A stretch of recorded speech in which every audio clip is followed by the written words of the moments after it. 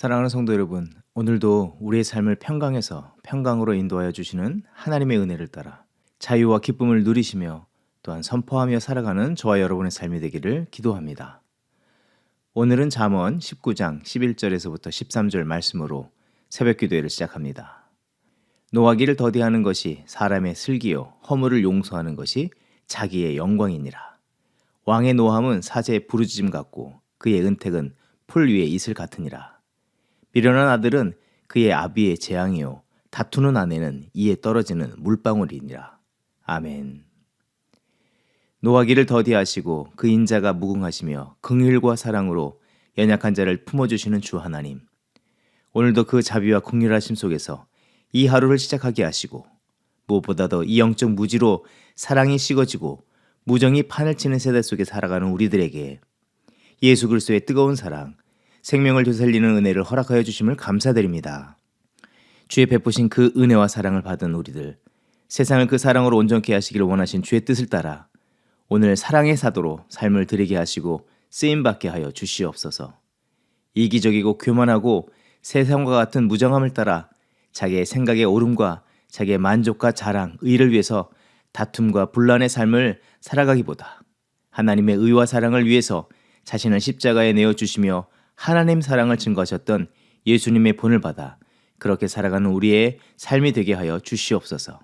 가정에서, 부부간에, 자녀관계에서, 이웃과 교회 공동체가 주의 사랑과 긍휼의 공동체를 이루게 하여 주시고 그리스도 밖에 하나님의 사랑을 모르는 자들이 그 모습을 보고 주께 나오는 사랑의 역사가 이루어지게 하여 주시옵소서. 감사드리며 예수님의 이름으로 기도합니다. 아멘.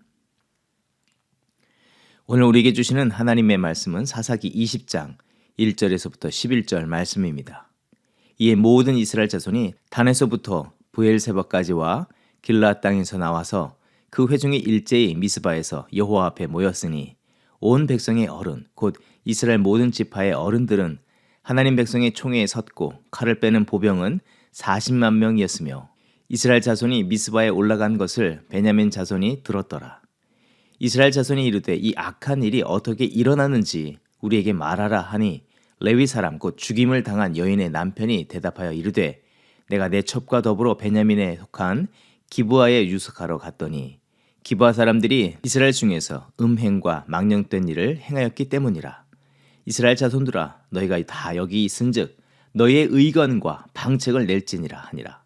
모든 백성이 일제히 일어나 이르되 우리가 한 사람도 자기 장막으로 돌아가지 말며 한 사람도 자기 집으로 들어가지 말고 우리가 이제 기브아 사람에게 이렇게 행하리니 곧 제비를 뽑아서 그들을 치되 우리가 이스라엘 모든 지파 중에서 100명에 10명, 1000명에 100명, 10,000명에 1000명을 뽑아 그 백성을 위하여 양식을 준비하고 그들에게 베냐민의 기브아에 가서 그 무리가 이스라엘 중에서 망령된 일을 행한 대로 징계하게 하리라 하니라. 이와 같이 이스라엘 모든 사람이 하나같이 합심하여 그 백성을 치려고 모였더라. 아멘. 오늘 말씀은 영적으로 깨어있지 못하고 삶에서도 타락한 레위인의 그릇된 믿음과 삶으로 인해서 점점 이스라엘 백성 전체가 깊은 죄의 수렁에 빠져들어가는 모습을 보여주는 내용입니다. 이것은 레위 한 사람만의 문제라 하기보다 거룩한 사명을 따라 살아가야 했던 사명을 받은 이스라엘 백성 모두의 문제였고 그로 인해서 하나님의 나라에 커다란 고통과 분열의 사건이 일어나게 되었습니다. 사건의 발단과 과정은 이러하였습니다. 레위인이 친정으로 갔던 첩을 데리고 다시 에브라임으로 돌아오는 길에 베냐민 땅 기브아에 유숙을 할 때 기브아의 불량배들에 의해서 첩이 수치스럽고도 끔찍한 죽음을 맞게 되었습니다. 이에 분개한 레위인은 그 첩의 시신을 조각내서 각 지파에 보냈고 모든 이스라엘 백성이 이 문제를 놓고 미스바에 모이게 되었습니다. 이제 이스라엘이 행할 바는 무엇이며 이 문제를 어떻게 풀어가야 하겠습니까? 이 문제에 대하여 이스라엘 백성들이 취한 결론은 다음과 같습니다. 문제의 원인을 베냐민 지파 기브아 사람이라고 지목한 후에 11절 말씀과 같이 이스라엘 모든 사람이 하나같이 한 마음으로 합심으로 그 성읍을 치려고 모였습니다. 결국 11지파가 베냐민 지파를 대상으로 동족 간의 비극적인 전쟁을 치르게 되었고 이 전쟁으로 모두 씻기 어려운 커다란 상처를 입게 되었습니다. 여기에서 우리가 주목해 보아야 하는 것은 그들 앞에 일어난 문제도 문제이거니와 이 문제를 바라보고 해석하는 레위인과 모든 이스라엘 백성들의 시각, 또 그 문제를 해결해 나가는 방법들이 하나님의 뜻에 비춰보거나 또 그 하나님의 백성들로서 합당하지 못한 모습들이라는 것입니다. 사람들이 각각 그 소견에 옳은 바만을 따라서 행할 뿐이었습니다. 구체적으로 말한다면 그들은 거룩하신 하나님의 목전에 서 있음을 망각했고 또 하나님의 진리의 말씀에 따라서 문제를 마주하지 않았습니다. 그리고 하나님이 이루시려는 뜻을 비춰서 온전한 믿음으로 반응하고 거룩한 하나님의 뜻을 이루려 하지 않았습니다. 이 비극적인 사건은 어떤 면에서 보더라도 야고보서 1장 15절의 말씀처럼 죄를 방치한 결과 그것이 자라서 사망을 이르게 하는 원리와 같이 레위인의 부정한 마음과 일상생활에서 출발하여서 먼저 자신 안에서 해결하지 않기에 이 문제는 가정 전체의 문제로 커져나갔으며 계속해서 미적거리는 동안에 눈덩이처럼 불어나 결국은 이스라엘 전체 공동체를 부정케 하고 자멸토록 만들었습니다. 이 레위인의 첩이 비극적 죽음에 이르게 된 원인을 성경은 분명히 말하고 있습니다. 19장 1절의 말씀, 이스라엘이 왕이 없으므로 하나님을 경외하지 않는 사람들, 특별히 가장 앞서서 하나님을 경외하며 온전히 주의 뜻을 따라 살아야 했던 레위인의 영적인 타락이 원인이 되었고 실제적으로 그가 그 거룩한 책임을 다하지 아니하였기에 발생된 일이라 증언해 줍니다. 사사기 19장 25절의 말씀, 그 사람이 곧 레위인이 자기 첩을 붙잡아 그들에게 밖으로 끌어내매. 현대인의 성경은 이렇게 말하고 있습니다. 그래서 그 레위인이 자기 첩을 붙들어 밖으로 밀어냈다. 불량배들의 악함이 결정적인 문제라 말하지 않습니다. 결정적인 원인은 레위인이 첩을 그 악인들의 손에 내어준 것이 죽음에 이르게 한 것이 아니겠습니까? 왜 자신을 선대해주고 끝까지 보호해 주려 하였던 에브라임 출신의 노인만 못하게 첩을 이 악인의 손에서 보호하지 못하였습니까? 불량배라고 하지만 형제라 여기는 그들을 그 문제 속에서 영적으로 깨우려 하지 않았습니다. 그러고 나서도 밤이 맞도록 험한 꼴을 당하고 죽음 직전에 이르러서 집 앞에 쓰러진 그 여인에 대하여 이 레위인은 어떻게 대하였습니까? 마치 아무 일도 없는 듯 집으로 돌아가자 이렇게 세우지 않습니까? 일말의 양심의 가책도 자신의 잘못에 대한 자책도 미안함도 애통함도 슬픔도 없었습니다. 영적으로 깨어있지 않으면 사람은 그 양심의 가책도 미안함도 애통함도 부끄러움도 못 느끼게 되는 것입니다. 그러고서도 이 문제를 공론화하며 문제의 책임을 베냐민 지파에게 떠넘기고 동족과의 싸움으로 문제를 몰아가지 않습니까? 그렇다면 이 문제가 이와 같이 걷잡을 수 없도록 커지지 않을 수는 없었겠습니까? 아닙니다. 분명히 순간순간 마디마디마다 문제 앞에서 바로 서서 회개할 수 있는 기회가 있었습니다. 레위인이나 이스라엘이 하나님의 시각으로 자신을 바라보고 하나님의 뜻을 구하며 회복을 간구할 수 있었지만 그 어디에도 그 누구도 철저한 자기 대면 하나님의 시각으로 자신을 돌아보는 회개와 또 돌이키려고 하는 강력한 결단은 없었다는 것입니다. 레위인은 그 문제와 자신은 철저히 분리시키고 종교적이고 형식적인 믿음에 기초하여서 문제만을 해결하려고 하였습니다. 또 레위인이나 이스라엘은 스스로 의롭고 정결케 하는 일을 한다고 착각하면서 동족의 칼을 빼들었습니다. 이제 이렇게 거대하게 부풀어져 터지기 일보 직전과 같은 이 풍선과 같은 이 문제 앞에서 그들이 마땅히 행할 바는 무엇이겠습니까? 안타깝게도 이들이 행한 바는 7절의 말씀처럼 이스라엘 자손들아 너희가 다 여기 있은즉 너희의 의견과 방책을 낼지니라 하니라. 앞서서 19장 30절에서 그들이 보인 반응과 같습니다.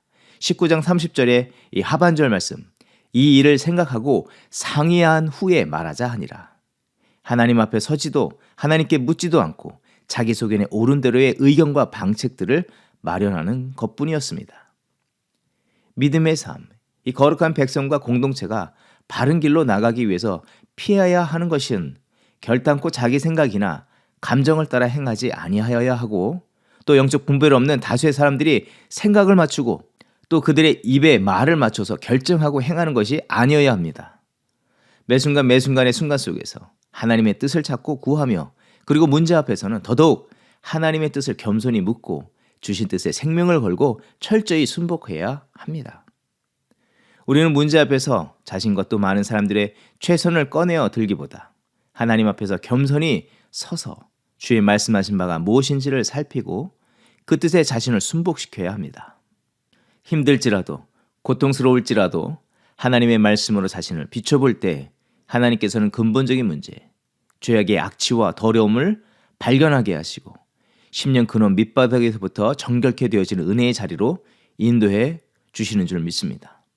그럴 때 비로소 성도가 가장 성도다워지며 문제를 이길 뿐만 아니라 참된 믿음의 승리요 자유자로 사는 길이 됩니다. 그러나 반대로 그 순간에 애써서 자기 합리화, 정당성만을 주장하고 문제를 회피하고 문제를 외면하면 그 죄악의 악취와 더러움과 함께 휩싸여서 하나님의 정결케 하시는 무서운 징계와 심판을 당하게 될 것입니다. 사랑하는 성도 여러분, 우리가 매일 원하건 원치 않건 들여다보게 되는 것은 바로 거울입니다. 여러분, 오늘 하루를 시작할 때에 거울을 보시지 않았습니까? 왜 거울을 보십니까? 자신을 점검하기 위함이고 하루의 일상을 온전히 갖추고 살아가기 위해서입니다. 그런데 거울을 보는 사람마다 흐트러진 모습 그대로 두지 않는다는 것입니다. 바르게 하고 온전히 하려고 힘을 씁니다. 그것은 자신을 위해서도 그렇고 타인을 위해서도 그렇습니다. 내가 흐트러진 모습을 보이게 되면 타인도 나를 흐트러진 모습으로 보게 됩니다. 아침에만 아니라 일상 속에서 틈틈이 거울을 또한 봅니다. 요즘은 핸드폰으로도 비춰서라도 봅니다. 그렇다면 여러분은 하나님의 말씀으로 여러분의 내면과 삶의 내용을 그렇게 비춰보고 계십니까? 일상의 삶에서 그렇게 하는데 어찌 영적으로 자신을 비춰보는 일에 등한히하며 게을리할 수 있겠습니까? 이런 말이 있습니다. 거울은 스스로 웃음을 짓지 못한다. 거울 앞에선 자신이 먼저 정결하고 깨끗하고 거룩하게 단정하지 않는 이상 자신의 삶의 내용과 모든 자들의 삶을 온전케 할 수 없음을 우리는 깨달아야 합니다. 오늘 우리의 삶은 어떠합니까? 우리의 가정은 어떠합니까? 하나님의 말씀으로 비춰보시길 바랍니다. 누군가의 책임이라 말하기 전에 나를 비추시는 하나님의 말씀에 따라서 먼저 자신을 보면서 정결하게 하고 거룩한 삶을 이뤄가기를 힘쓰는 저와 여러분이 되어야 할 줄 믿습니다. 또 그 하나님의 말씀으로 모든 자리를 비춰보며 하나님의 온전케 하시는 뜻을 따라서 그 모든 일들을 세워나가는 거룩한 성도의 삶, 이 사명자의 삶을 살아가는 저와 여러분의 삶이 되기를 주의 이름으로 축원드립니다. 함께 기도하겠습니다. 하나님의 말씀 앞에서 바로 서지 못했던 한 사람의 레위인으로 인해서 온 나라가 비극의 구덩이에 빠지게 됨을 보게 하여 주신 주 하나님. 주께서 우리가 하나님 앞에서 거룩한 백성이요 왕같은 제사장이라고 말씀해 주셨는데 오늘 우리가 주의 뜻하시고 부르시는 그 모습대로 살아가는지 이 말씀을 통해 돌아보게 하여 주심을 감사드립니다. 매 순간 하나님 앞에 서 있음을 알게 하시고 말씀 앞에서 말씀을 거울 삼아 비춰보게 하시고 영적으로 흐트러지고 거짓과 위선에 얼룩진 모습들이 있다면 주의 진리의 말씀으로 씻게 하여 주시고 하나님의 거룩한 의의 옷으로 갈아입는 우리들이 되게 하여 주시옵소서. 외면을 가꾸시면 내면이 황폐해진 모습이 되지 말게 하여 주시고 입술로는 거룩을 외치나 삶의 내용은 부정과 무정으로 가득 채우는 그런 삶을 살지 않게 하여 주시옵소서. 우리 자신이 하나님 앞에서 믿음의 옷을 새롭게 갈아입기를 힘쓸 때 우리의 영혼, 삶의 모든 자리도 새롭게 되어지는 믿음의 새 역사들이 일어나게 하여 주시옵소서. 오늘도 주님 말씀 앞에 우리의 삶을 세웁니다. 우리를 우슬처로 정결케 씻어주시옵시고 삶의 모든 자리들을 거룩하게 하여 주시옵소서. 우리를 구원하여 주시고 새롭게 하여 주신 예수 그리스도 이름으로 감사 기도합니다. 아멘. 합심 기도의 제목을 나누고 함께 기도하는 시간을 갖도록 합니다. 먼저는 교회 공동체를 위해서 기도합니다. 2022년 창립 50주년을 맞은 우리들에게 주신 하나님의 말씀, 새 포도주를 담을 새 가죽 부대가 되라 말씀하여 주셨는데 새롭게 부어주실 새로운 성령의 임재를 사모하며 그 새로움에 부합된 새 가죽 부대가 되어서 거룩하게 쓰임받는 성도와 교회 되게 하여 주시옵소서. 성령의 주권적인 역사를 우리의 삶 가운데, 우리의 가정 가운데, 우리 공동체 가운데 베풀어 주시옵소서. 우리들의 생각, 마음, 의지, 결단 모두 주께 드리게 하여 주시고 주님께서 모든 것을 주장하여 주시며 다스려 주시옵소서. 죽어서 배로 동인 채 무덤에 갇혀있던 나사로에게 찾아가셔서 생명과 소망의 말씀을 선포하여 주셔서 되살게 하여 주신 그 강권적인 역사가 우리의 믿음, 우리의 삶의 자리에, 가정의 교회 공동체 속에 능력 있게 나타나게 하여 주시옵소서. 계속해서 기도할 때 예배의 세판자기를 위해서 기도합니다. 하나님께서 찾으시는 예배자, 하나님의 마음을 기쁘시게 해드리는 그 마음을 시원케 해드릴 신령과 진정으로 예배하는 삶을 살아가는 성도와 교회 되게 하여 주시옵소서. 갈멜산에 올라가 간절히 하나님 찾고 구하던 엘리야와 이스라엘 위에 정결케 하시고 그 영적 어둠을 밝혀주셨던 불이 임한 것처럼 우리의 심령에도 강력하게 임재하게 하옵소서. 모든 성도들의 성령의 임재를 사모하게 하시고 갑절의 영감을 구하며 이 퇴락한 세대 속에서 정결한 주의 백성과 나라로 살아가며 주의 역사를 이루어가게 하여 주시옵소서. 예배하는 모든 자리에 합당한 하나님 아버지 예배자들로 우리의 삶이 세워지게 하여 주시고 또 이 시대에 부합된 예배의 길을 보여주시고 하나님을 온전히 예배하게 하는 그런 예배 공동체가 되게 하여 주시옵소서. 또 그 일을 위해서 헌신하는 어둠의 세대에서 하나님께서 쓰셨던 예배자들, 이 엘리야와 엘리사와 같은 거룩한 헌신자들이 일어나게 하여 주시옵소서. 가정 예배가 세워지게 하여 주시옵소서. 합심으로 기도하겠습니다.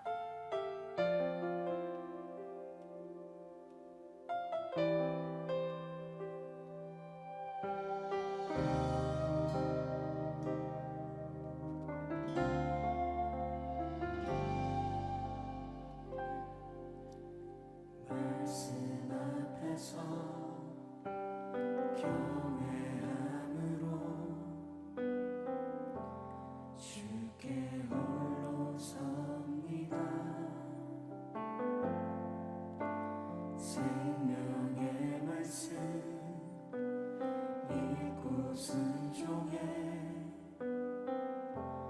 주를 예배합니다.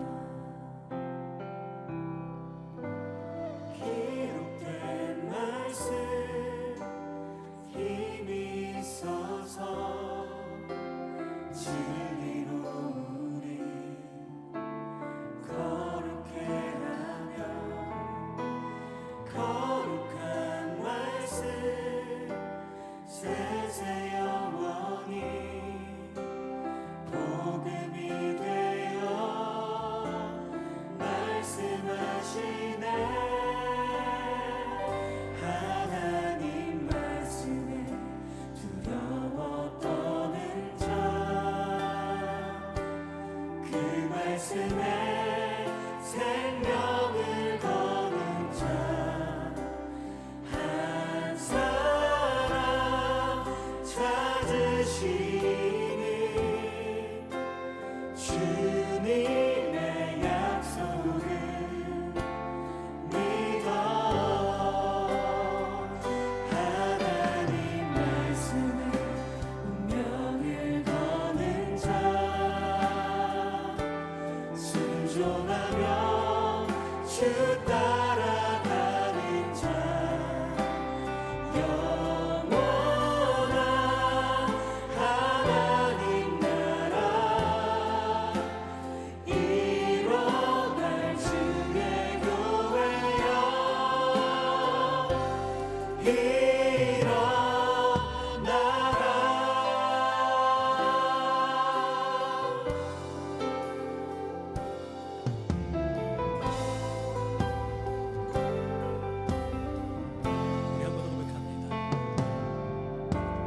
말씀 앞에서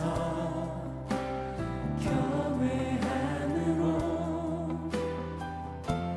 주께 홀로 섭니다.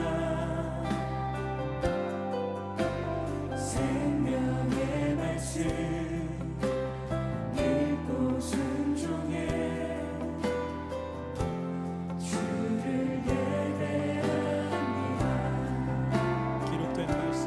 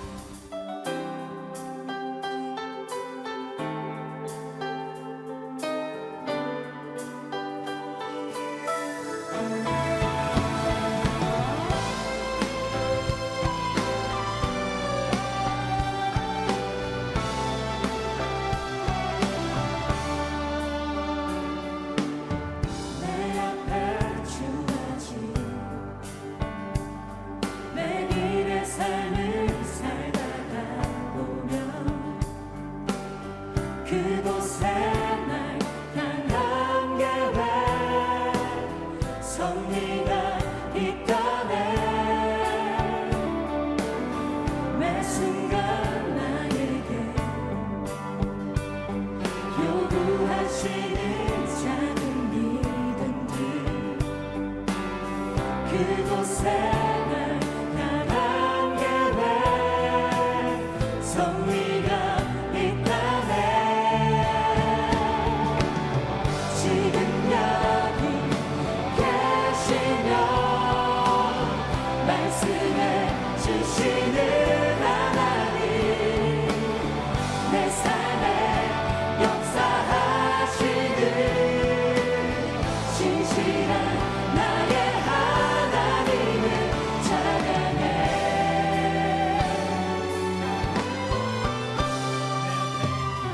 내 앞에 주어진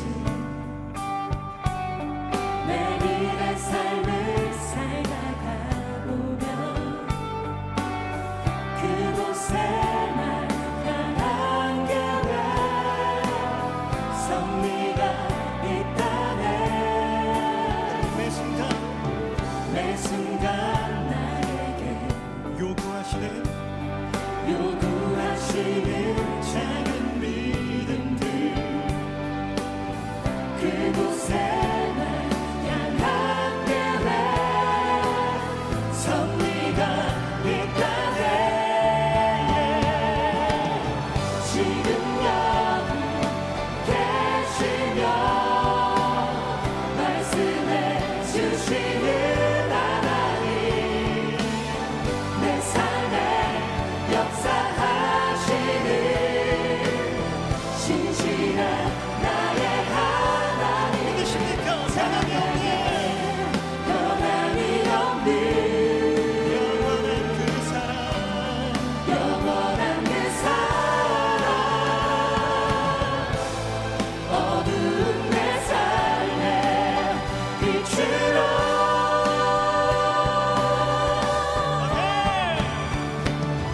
지금 여기 계시며 말씀해 주시는 하나님 내 삶에 역사하시는 신실한 나의 하나님 우리 주님 지금 여기 지금 여기 계시며 말씀해 주시는 하나님 내 삶에 역사하시는 신실한 나의 하나님을 찬양해 신실한 나의 하나님을 찬양해 신실한 나의 하나님을 찬양해 언제나 우리를 인도하시며 우리와 동행하시는 그 전능하신 주님 우리 예배 가운데 임재하여 주시옵소서 하나님의 섭리와 비전을 우리에게 보여주시옵소서